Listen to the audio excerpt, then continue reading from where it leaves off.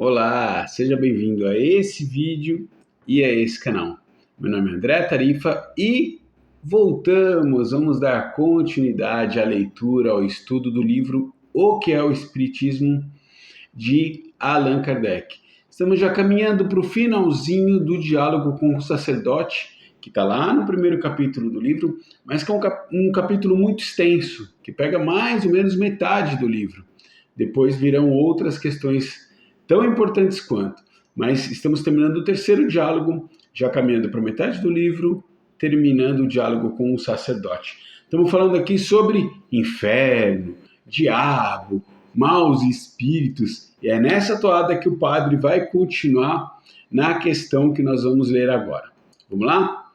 Padre perguntando: o Evangelho ensina que o anjo das trevas ou Satã se transforma em anjo de luz para seduzir os homens. Ao que Allan Kardec responderá: Satã, segundo o Espiritismo e a opinião de muitos filósofos cristãos, não é um ser real. É a personificação do mal, como Saturno era outrora a do tempo. A igreja pega essa letra dessa figura alegórica. É uma questão de opinião que eu não discutirei. Vou dar uma pausinha aqui no texto de Kardec. É muito interessante essa colocação que Kardec faz. Olha, a opinião segundo o Espiritismo e já de alguns filósofos cristãos, então antes do Espiritismo, que Satã não era uma pessoa, não era um ser poderoso, demoníaco, que equivalia em poder quase a Deus, como a gente já viu nos vídeos anteriores e que Kardec contestou também. Mas sim a personificação do mal. É uma colocação muito boa. Com o desenvolvimento do Espiritismo e outras literaturas, a gente vai encontrar isso também.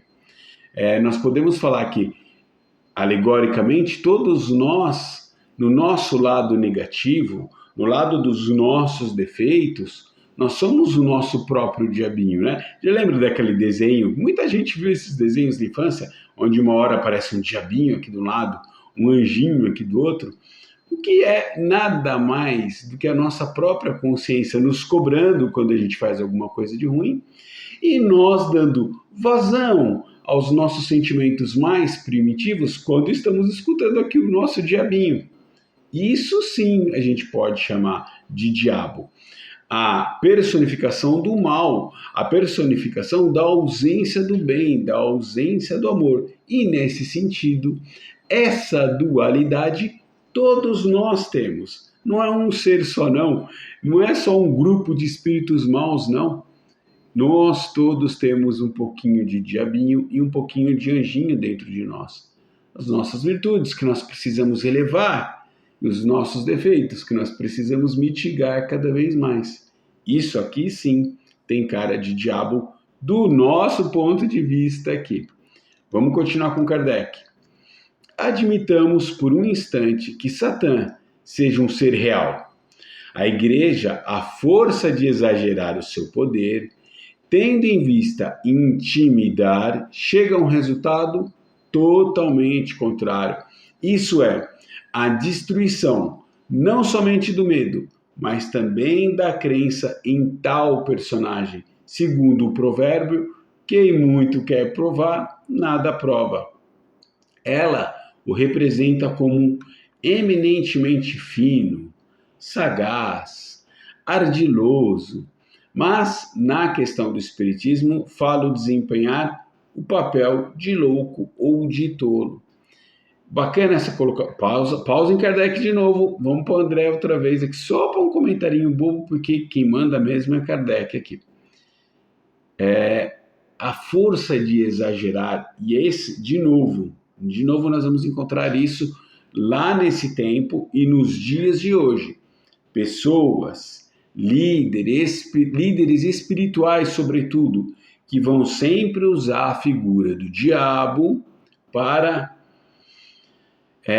guiar a vida dos seus liderados, para manipulá-los, para conseguir aquilo que ele precisa, aquilo que ele quer.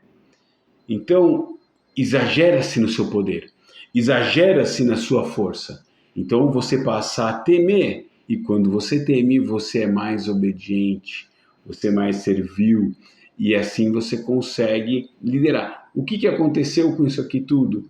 Que Kardec também fala. Quem muito exagerou, você conseguiu, ao contrário de provocar o medo nessas pessoas, você começou a provocar uma descrença. E se você passa a desacreditar o diabo dentro de uma filosofia cristã, logo, por consequência, você passa a desconfiar de todo o resto da filosofia cristã. Então, se uma igreja católica cometeu esses exageros por um tempo, em vez de atemorizar os seus seguidores, os seus fiéis, você provocou, na verdade, uma descrença e aumentar o número de ateus.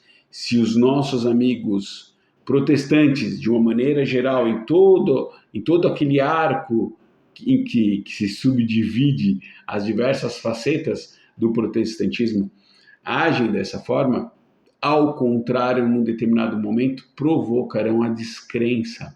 E aí você passa não só a desacreditar do diabo, mas também de Deus. Continuando com Kardec.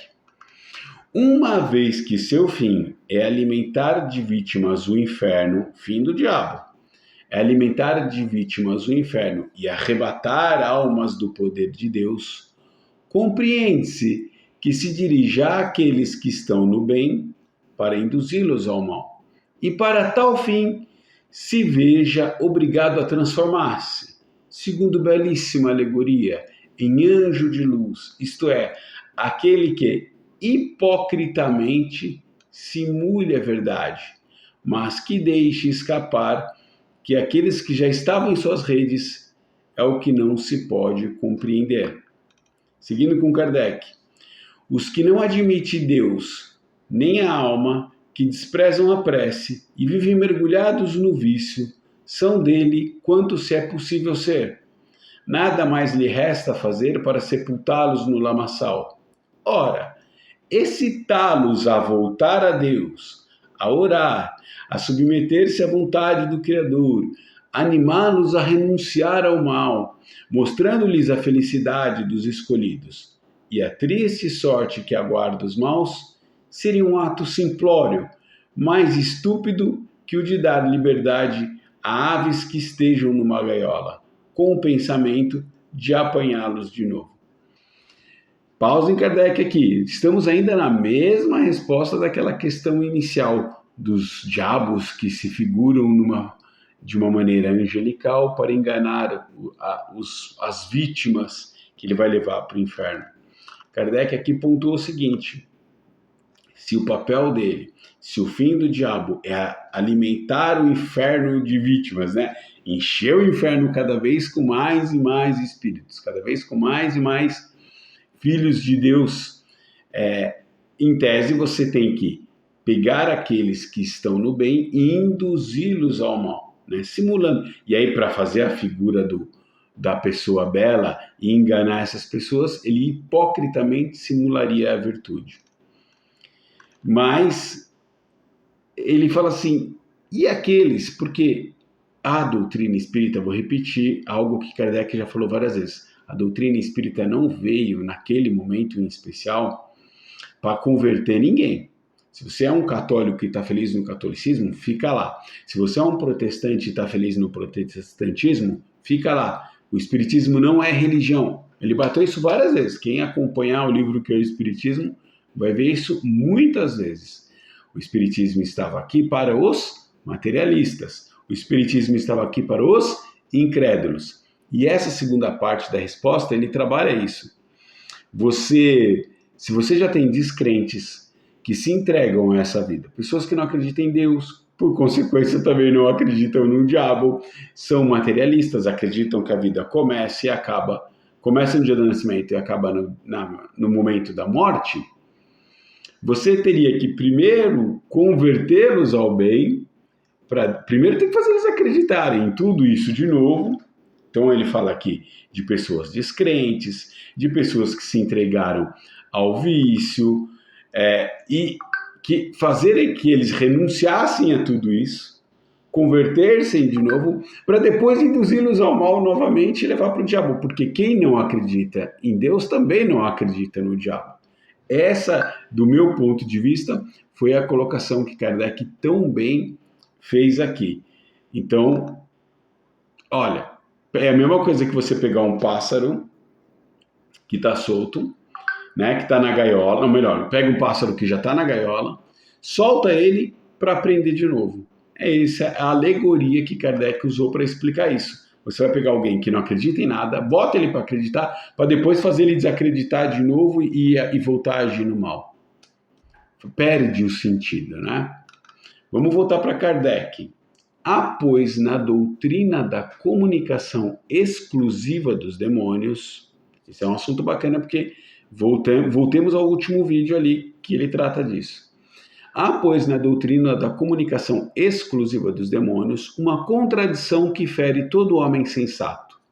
Nunca se persuadirá alguém que os espíritos que reconduzem a Deus aqueles que o renegavam, ao bem os que praticavam o mal, que consolam os aflitos, que dão força e coragem aos fracos, que pela sublimidade de seus ensinos elevam a alma acima da vida material, sejam auxiliares de Satã, e que por este motivo se deva interdizer-nos qualquer relação com o mundo invisível.